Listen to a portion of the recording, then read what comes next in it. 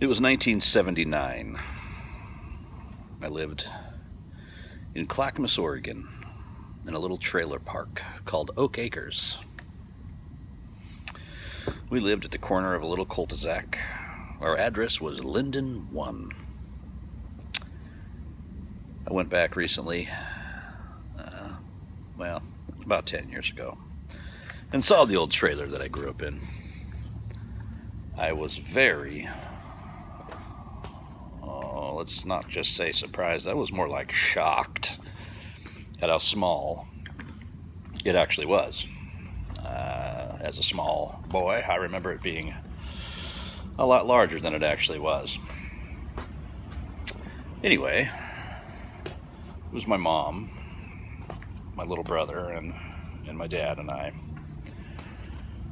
My mom worked at Pacific Northwest Bell. She worked for Ma Bell, which became AT&T now.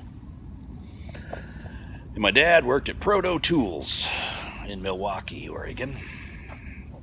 He was a heat treater. And he worked the graveyard shift. So, in 1979, I was about 10 years old. I loved to ride my bicycle, and I loved to play and watch football. Those two were the biggest things in my life. Football, ride my bike. Now, when I'm talking about riding bicycles, I don't mean just going for a ride around the block. I also don't mean doing a lot of the BMX things. You see, because literally when I was about 10 years old, there wasn't any BMX bicycles. Those weren't to come out really, at least mainstream, for a few years. So a lot of us had the bicycles with the banana seats, which were the long seats, and had a sissy bar on the back. It was a big old bar on the back of your seat there. And, some of them had the Schwinn Stingrays and stuff. Those were cool, but our bicycles are definitely not off-road style by any means. However, we, in 1979, would build ramps. Ramps like Evel Knievel. Obviously, smaller in scale and difficulty. However, Evel Knievel was one of the big heroes of the day. And before people were doing, bunny hops and tabletops and triple backflips, we would simply set up a ramp. And, the ramps always changed in size. Sometimes you built a bigger ramp for a longer jump, a higher jump, and, you kind of worked your way up to those. But we would build big ramps, and then would take firewood, and you'd put out 12, 15 pieces of wood or whatever, and everybody would go jump it, and we would continue to add wood as we went along, to further our records. And as far as football, I used to sit and watch football by myself as a 10-year-old boy, a 7-year-old boy. My father was a hard-working man, really hard-working man, so he spent a lot of time working to make sure that we were taken care of and provided for. My mom worked day shift and took care of his kids as well. So I never had a big influence on football from my dad. That was more from my uncles, my grandpa.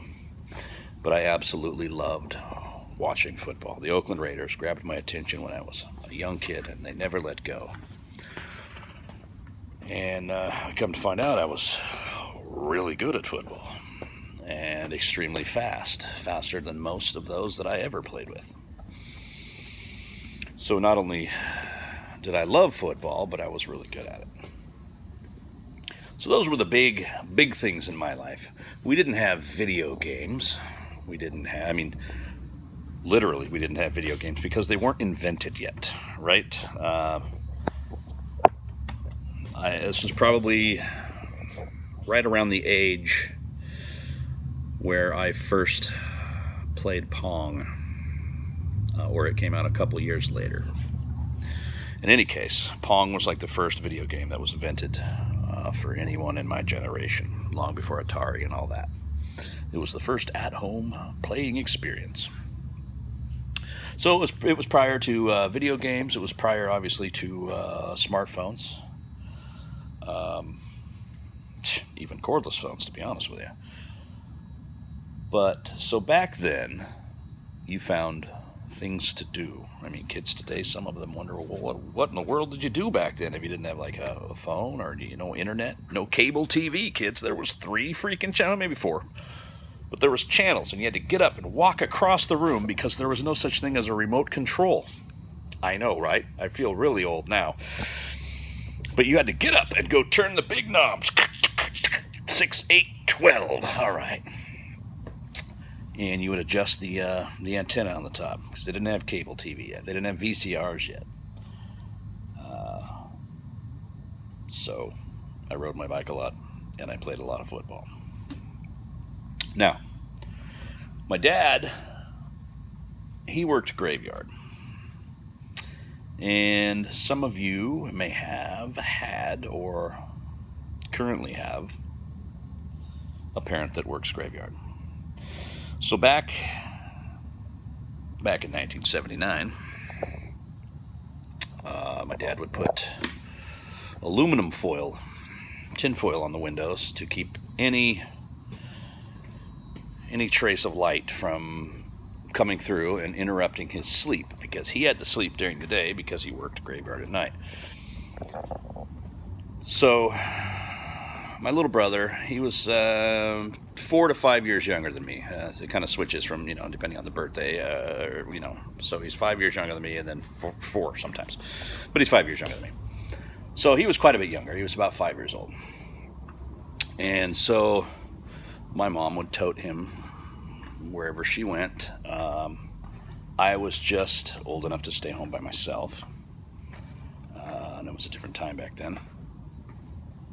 So I would oftentimes stay at home by myself, although I wasn't by myself. My dad was in his bedroom asleep, And so I would hang out and watch TV or play outside with my friends or whatever for a while, just knew to be quiet. You didn't want to wake up your dad because he had to work.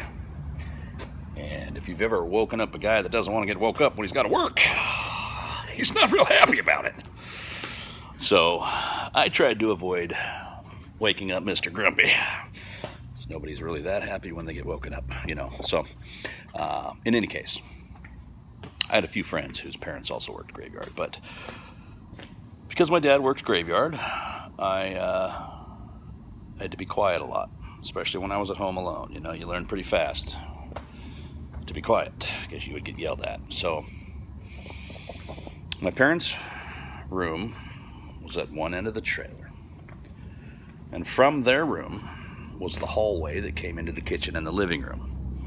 Now, right outside their door was the bathroom, and then like on the other side was the door, which went out to this little tiny covered room thing before it went outside. Another door on that one. And then the hall went right into where you'd come into the kitchen, which kind of had like an island or bar type thing, which kind of separated the living room from the kitchen. Otherwise, it would be just one general area in reality. But again, a little vinyl floor and a bar there separate the kitchen from the living room. So then we had the living room. And right on the other side of the living room, on one of the sides, the wall towards the corner, was the door that went into my brother and I's bedroom, which was on the opposite end of my parents. So we shared a bunk bed in there. Had some cool Raiders posters and stuff. And So it was fall 1979, and I was out in the living room. Now the couch obviously faced the TV, but the back of the couch would have faced the hall, like that. So you'd be sitting on the couch watching TV. Behind you was the hall, which went down to my parents' bedroom, and onto the right side of where the television and the entertainment center area type thing was my bedroom door. So I was watching TV one night, and I can't remember exactly what I was watching, but I was watching something. My mom was gone. Everybody was gone, except for my dad. So my mom had my brother, and they were off doing something. I can't remember, maybe shopping, or they could have been at grandmother's. I don't really remember, but this is early in the evening, so it's just starting to get dark. Say, I don't know, maybe it's like 6 in the evening or something like that. Like I said, we were heading into fall, so it was getting dark a little early. So it started to get real dark. I just had the television on, so the entire living room was illuminated by the light of the television. I didn't have any lights on. And so I'm there watching TV, and I heard my dad call me. Troy!